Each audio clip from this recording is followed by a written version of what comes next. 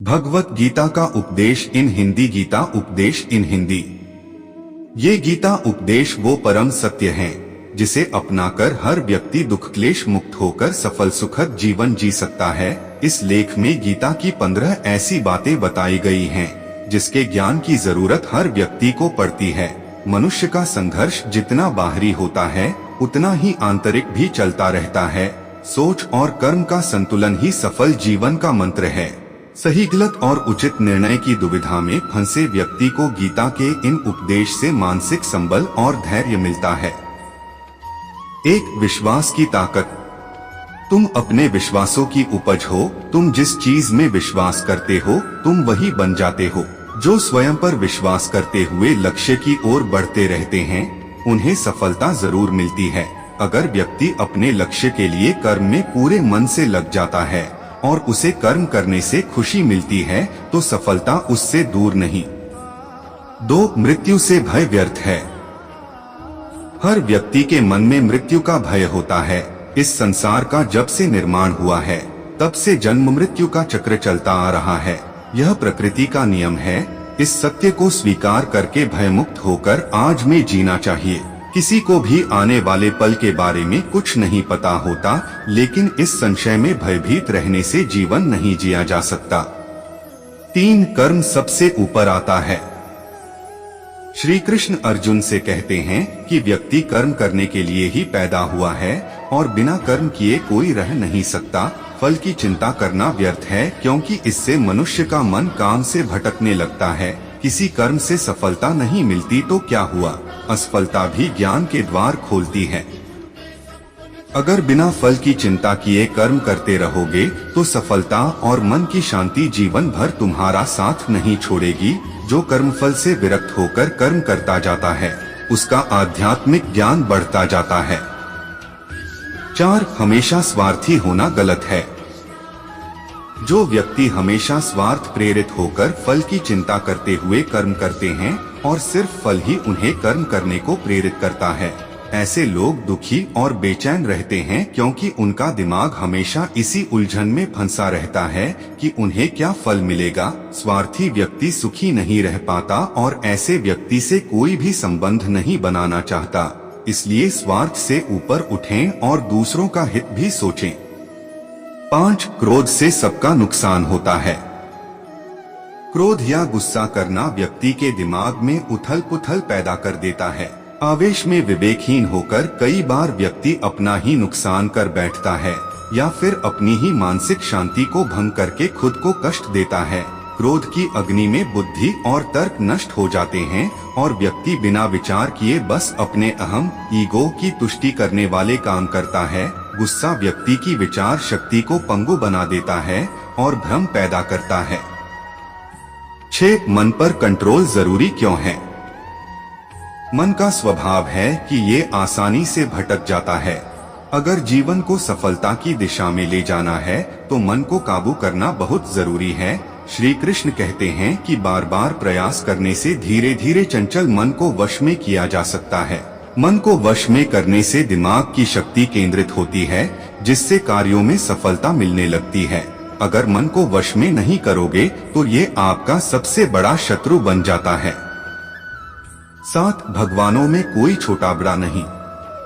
इस संसार में ईश्वर कई रूपों में जाना जाता है। इनमें से कोई भी रूप बड़ा छोटा नहीं है। परमात्मा का हर रूप समान है।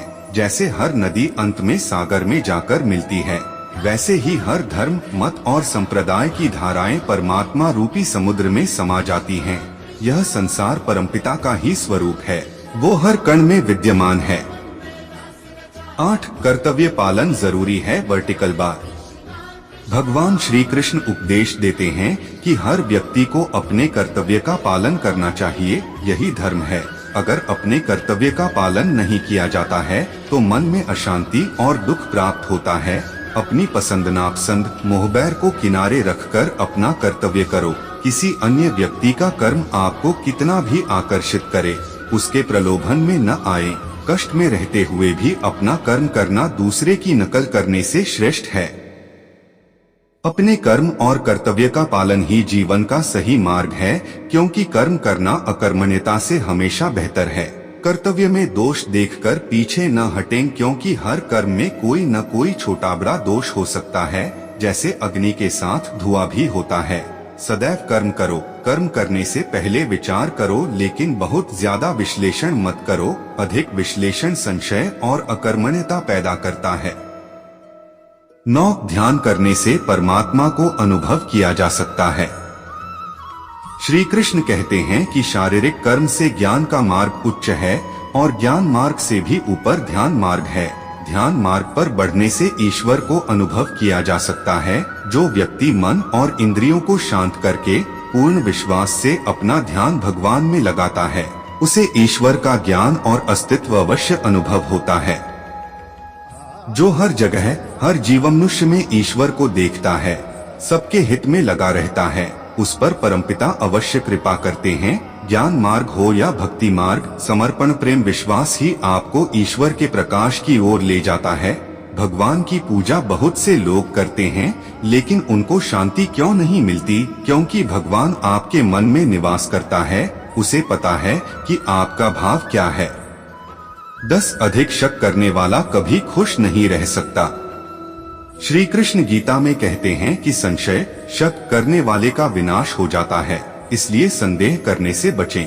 अधिक संदेह करने से मन की शांति भंग हो जाती और व्यक्ति भ्रमित होकर अपने संबंधों को नष्ट कर डालता है। जिसे शक करने की आदत पड़ जाती है, उसे इस लोक या परलोक में भी शांति नहीं मिलती। सत्य की खोज ठीक है, लेकिन बिना सच जाने कल्पनावश होकर संदेह करने का अंत दुख क्लेश पश्चाताप के रूप में होता है। 11 अति करने से बचें। जीवन में संतुलन बहुत जरूरी है। किसी भी चीज की अति करना अच्छा नहीं है। जैसे सुख आने पर प्रमाद करना और दुख आने पर निराशा में डूबे रहना, दोनों ही गलत है। असंतुलन जीवन की गति और दिशा को बाधित करता है, जिससे अनावश्यक कष्ट और दुखों का जन्म होता है। जिसके मन, विचार और कर्म में संतुलन है, उसे ज्ञान मिल जाता है और ज्ञान से ही सदा के लिए शांति, संतुष्टि मिलती है। 12 फीट सही कर्म से ज्ञान और मुक्ति संभव है। गीता के उपदेशों में कर्मयोग का सिद्धांत कहता है कि संसार से विरक्त होना ही मुक्ति का उपाय नहीं है। संसार में रहकर एक गृहस्थ अपने कर्मों का पालन करते हुए कर्मफल से विरक्त होकर मुक्ति प्राप्त कर सकता है। सही विचार और उचित कर्म भी आसक्ति को खत्म करने में सक्षम है। अच्छे कर्म कभी व्यर्थ नहीं जाते, चाहे ये दुनिया हो या परलोक। 13 फीट ज्ञान और कर्म एक हैं। एक अज्ञानी कर्म और ज्ञान को अलग अलग समझता है, लेकिन एक ज्ञानी जानता है कि दोनों एक ही हैं। लोग ज्ञान की बातें तो करते हैं, लेकिन उसका पालन नहीं करते। बिना पालन किए ज्ञान कोरा रह जाता है, ज्ञान का अनुभव नहीं होता। गीता कहती है कि ज्ञान पढ़ने की नहीं बल्कि अनुभव करने की वस्तु है, और अनुभव बिना कर्म किए नहीं मिलता। 14 इच्छा दुखों का मूल है। इस संसार में जितनी भी चीजें सांसारिक सुख की श्रेणी में आती हैं, उनकी एक शुरुआत और अंत जरूर होता है। इन सांसारिक सुखों का अंत दुख, कष्ट और दुर्गति के रूप में होता है। इच्छाओं का अंत नहीं है। एक पूरी होती है तो दूसरी नई इच्छा आ जाती है।